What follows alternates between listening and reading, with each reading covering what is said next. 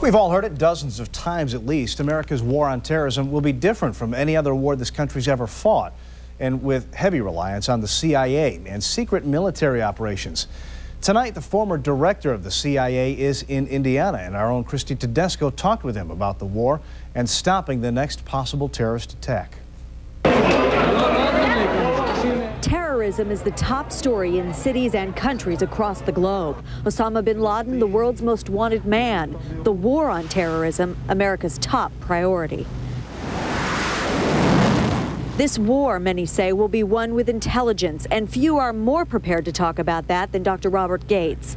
A CIA director in the early 90s, he spent almost 27 years working intelligence, an experience he shared this afternoon with DePauw University students and us.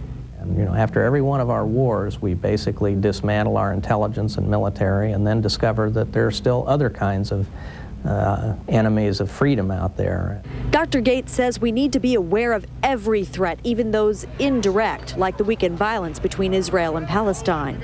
He says those bombings could really hurt overseas support for our mission, the war on terrorism. And the death of a fellow CIA agent, Johnny Spann, is also a deep concern. Perhaps Americans aren't aware how many CIA operatives die doing their job. I had to go out to Andrews a few times myself to receive home the bodies of our officers who had been killed in the line of duty. I had to go in a couple of cases and meet with their wives and families, and it's very painful. They're very courageous.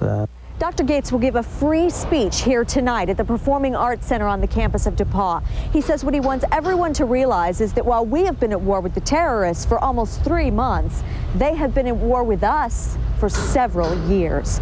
Reporting from Greencastle, Christy Tedesco, RTV6. Thanks, Christy.